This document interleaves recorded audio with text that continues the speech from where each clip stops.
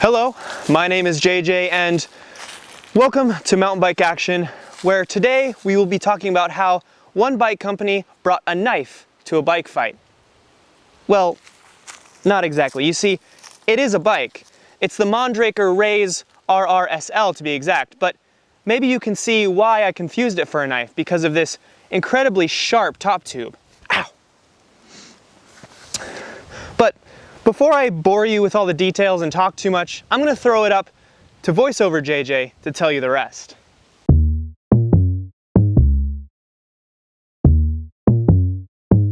Thank you, Field JJ. Mondraker is a company out of Spain, specializing in high-performance bikes with a plethora of World Cup wins under their belts with riders like Danny Hart and Laurie Greenland. This racing pedigree has carried through all of their bikes they've produced, including the Raze RRSL, which is what we're testing today. The Raze RRSL is made up entirely of carbon fiber and features an internal cable routing that enters the frame through the headset. Our medium test bike had a reach of 475mm with Mondraker's forward geometry, using relatively long reach measurements in tandem with short fork offsets and short stems to give the rider more control, specifically on steeper features and corners. A 65.5 degree head angle and 76.5 degree seat angle are set, with no flip chip to adjust them.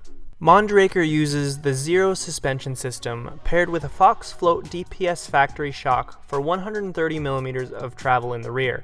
This dual link system is a floating shock design. It is claimed to minimize pedal kickback and brake jack when bringing the heightened small bump sensitivity with zero pedal loss. The front suspension is a Fox 36 factory fork with Grip 2 damper with 150mm of travel and a 44mm offset. Mondraker's Zero suspension system could have been all hype, but the reality is, it works. The climbing efficiency of the Raze RRSL is incredible, with zero pedal bob and excellent acceleration. We felt like we were riding a cross-country bike until we remembered this bike has a 150mm travel fork leading the charge. It practically invited us to push the pace on any climb, taunting riders into playing average speed games or chasing Strava PRs. The way the Raze accelerates out of the gate is something we rarely see out of anything but the fastest XC rigs, so this was a treat. The Raze felt light and nimble in every way imaginable. It was easy to pick up over obstacles and change directions quickly when directed. Technical sections were a delight, and the precision we were able to achieve while sniping tight lines was exhilarating.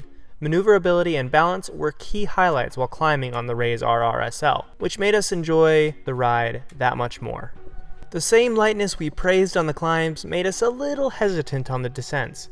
Even with 150mm of fork travel, the bike sometimes felt skittish on technical downhills, which made some rough, high-speed sections white-knuckle affairs. That being said, there were moments when the Raze performed better than we expected. More than once, PRs, or personal records, were won on steep, loose trails where such achievements were not expected. Letting the bike dance underneath us was key, but it took us a little while to trust the bike enough to do that. Fast and flowy trails with a more mellow fall line are where the Raze RRSL really shines. Even while standing, the bike's pedal efficiency is phenomenal. So it's fun to ride a more mellow descent with the challenge of keeping the momentum moving forward as fast as possible. Tight sections are also excellent to ride on this bike, and the handling is sharp on switchbacks. It's a good all-around bike, but it has its limits. Most of us would hesitate to take it on any enduro-style trails. One thing we thought was worth the mention: the down-tube bottle cage mount doesn't work for a traditional bottle cage due to a narrow plate installed in a channel in the down tube with bolts that are too short to hold anything else. Aside from that, everything else was great. Mondraker's Raze RRSL is no cookie-cutter trail bike.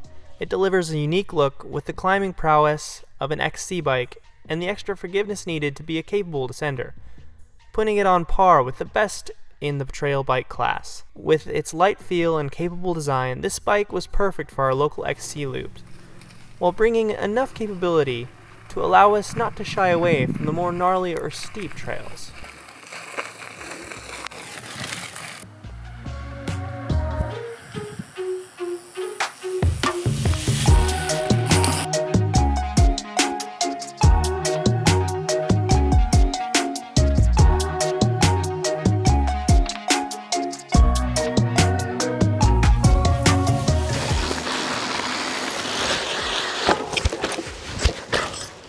All right, now that you know what we think, we'd love to hear what you think.